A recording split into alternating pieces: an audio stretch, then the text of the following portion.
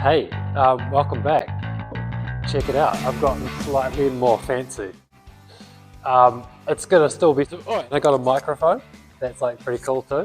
This is still gonna be super ghetto, but I'll do my best. Hopefully we'll end up with something that's okay, but let's get started on this. Okay, so as I previously said, I bought two cars. The first one, which you can see now, is it's the road car. It's the first one I bought. It's a really nice condition one. It ended up being too nice for what I wanted to do, so I bought a second car, which is this car. This is what I'm going to call the project car. So I've got the road car and the project car. The road car I'm going to try and fix up, but I'm going to try and concentrate on the project car, which is this one that you see here. The inside was just a mess. There were parts everywhere. It was missing a whole bunch of stuff. It had this intercooler kit on it that I didn't like. It had these really interesting wing mirrors that I didn't realize were kind of like the Louis Vuitton of wing mirrors, but for Subaru. So I sold those for quite a large amount of money, which I was really happy with. They did have this quite cool body kit, but it's definitely not the style I'm going for. It had a small amount of damage up the front. The engine hadn't run for about 5 to 10 years, so it needed quite a bit of work. The cooling system was just disgusting. So I flushed that. It was probably one of the first things I did. When it came to the project car, the engine, when it wasn't running, I tried to start it, and first off, it wouldn't crank at all, and it had this alarm system in it. So I ripped out all the alarm system, then it would crank. So that was step one. Step two was I couldn't hear the fuel pump. So I tested power at the fuel pump. There was none. I traced things back to the fuel pump relay, and it had power to it, but it wasn't getting an earth. So I figured the earth was coming from the ECU. Had a look at that, and that's when I realized that the engine out of this car wasn't the one that came with it. So it's a version 5 or 6 engine, and I know nothing about Subaru, so I'm like learning all of this as we go along. But the ECU had a whole bunch of like terrible connections that had been soldered on. Anyway, there was one that was dodgy. So it's had that transplant, and the ECU's been wired into the original wiring loom. So now the fuel pump relay had a ground from the ECU, so it was talking to each other, and I had power going to the fuel pump. But when I had power to the fuel pump, I still wasn't hearing anything. So I pulled the fuel pump out, and what I found was just like the cooling system, it was disgusting. It was completely seized, it was rusty, it was horrible, the fuel smelled real bad. It's probably been there for like 10 years, I would guess. I ended up thieving the fuel pump out of the other cars, put that fuel pump, the good fuel pump that I knew that ran, into the project car, and then I had a fuel system that was working. Once I had a fuel system that was working, I cranked it and it started. But check it out. She's fucking running. On 3 cylinders, but she's running. Yeah, boy. Okay, so now I had a working engine, which was super exciting. I had to figure out what the issues were. So it was running what sounded like on 3 cylinders. And I figured out that it was on the left-hand side. So I actually thought that it was a head gasket problem, but I thought that I would check timing. And once I whipped that front cover off, I realized that the timing was out. But it was also about this point in time where I was getting a little bit sick of working outside. It was raining heaps, and I had to put the tarpaulin over the car all the time and like run out there and work out in the cold in my rain jacket. So I kept an eye out for a little workshop, and I managed to find one. So I packed up everything I had, took it to the workshop. It was so much nicer to have a place that was clean and dry and tidy. I had the car towed there, and then from there I kind of started doing a few more videos. Hopefully we can start seeing more video from that side of things.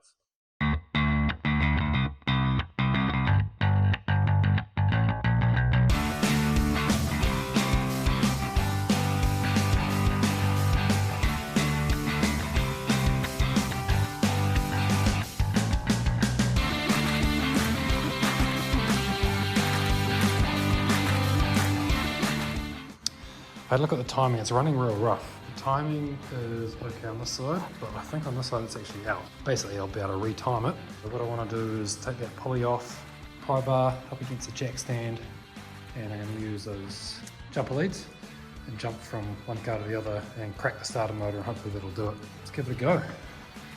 Nice and tight. And let's crank that over and see what happens.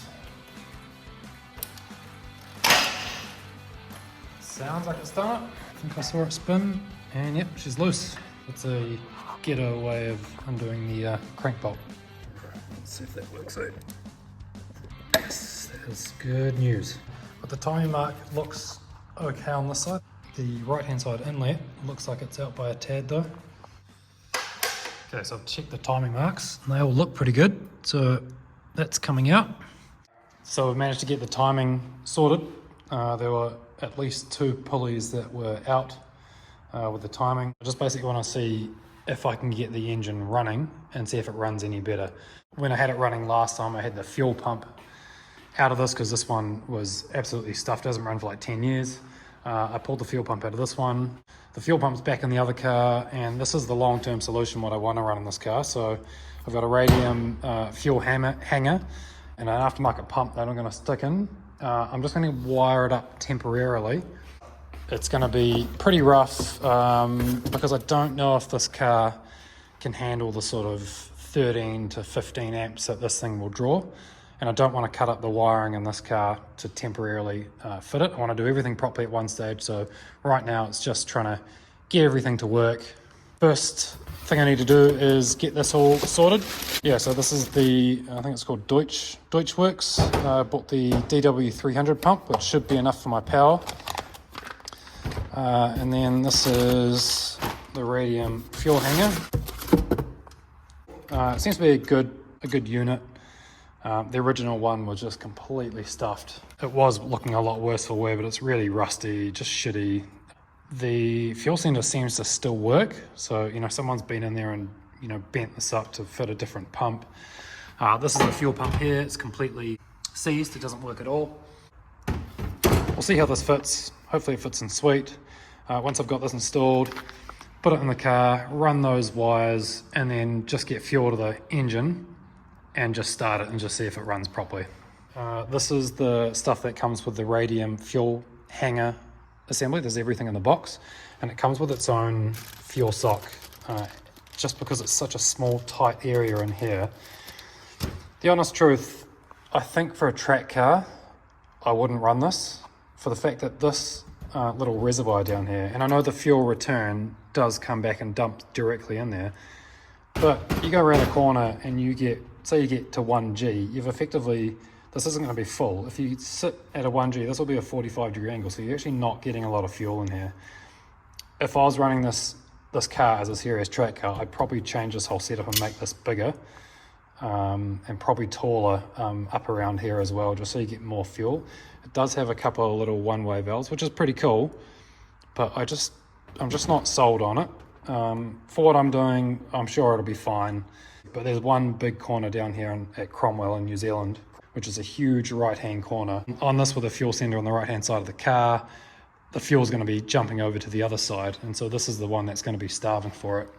I don't know if I'll be tracking the car at Cromwell, but it is a really, really long corner, and I'd be really dubious about running this without, I don't know, half a tank or 3/4 of a tank in the car. Anyway, what it comes with is a couple of cool dash fittings. So you can, this looks like the standard setup for the, at least for my car with the GC. I guess that's a dash 6 and a dash 8 and a whole bunch of different fittings here. And what's that? Comes with one plug, which is cool. A whole bunch of eyelets, which is fantastic because this here can run, get it the right way around, obviously 2 pumps. It's got a temperature sensor wired up for it. There's nothing on this side, so you have to find your own sensor for it, and the level sensor as well. So I'm going to try and thief the level sensor off this rusty old boy and get it to fit on here. But first off, I just want to get the pump running. So I'm going to pull the pump in there, chuck it in, wire it up. The fact that it's got a Venturi sitting up the top there, it should be just plug and play. So let's get this fuel pump in.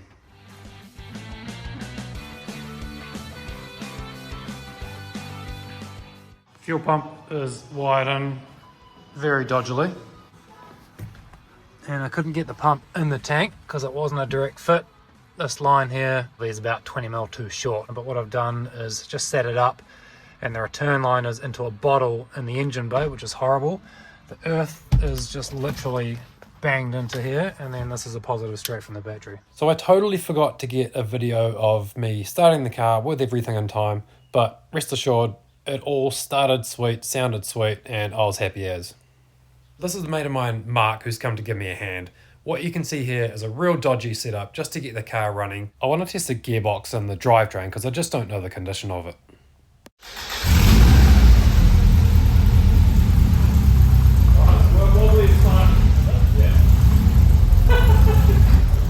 So Mark's judgment was bang on. That wheel is as wobbly as fuck, but I'll deal with that in the future. So from this limited test, the gearbox actually feels really good. The only issue is the engine doesn't seem to be revving out, and I don't know why. But it's time for our first workshop lunch because we are hungry.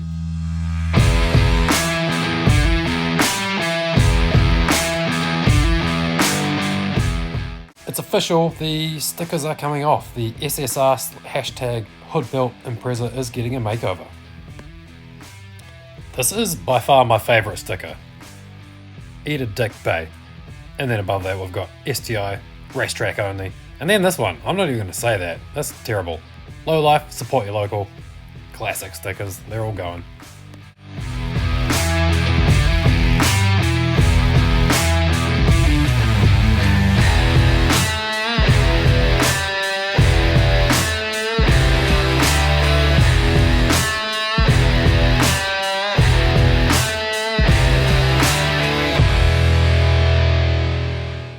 Plans for today. You'll have to excuse my messy writing. I'm right-handed, currently got a cast on. Yesterday we found that the hub here, I think is out around, someone real rough has been in there. I don't know, I assume with a sledgehammer because it is well out around. And left front brake is dragging, not spinning very well, so I'll take that off and just see if I can free it up. I don't want to rebuild these calipers because I will be replacing them. What else we got? The TPS and MAF sensor. TPS has just thrown up a new fault code. The MAF sensor, which I actually replaced with a brand new one, is still coming up with a fault. And I also want to check the oils in the car, so that's basically different than the gearbox. And then the fuel line, this is the issue I was having. I can't get this sitting in here and this plugged in because it's just too short. So what I want to try and do is get a heat gun on that and pop that one off. And then Radium, quite cool, actually comes with a 90-degree fitting. You can see if I can get this plastic piece fitted on there. That's the plan for today. We'll see how far we get.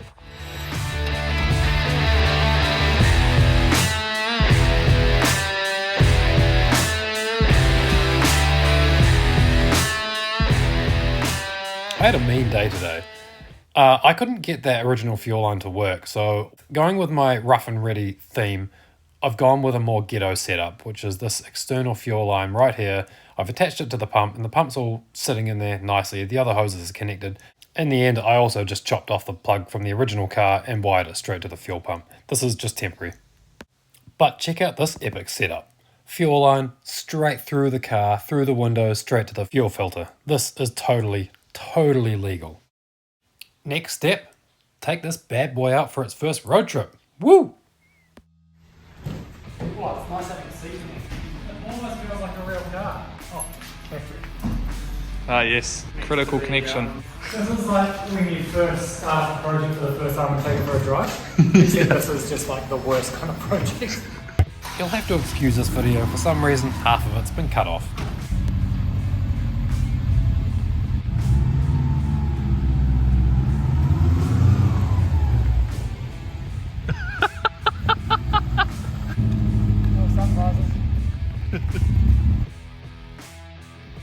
Cool, I'm going to have to leave it at that. My iPad is starting to have issues with these big files that I'm trying to sort through. I hope you've enjoyed it. I'll try and make them more condensed as time goes on.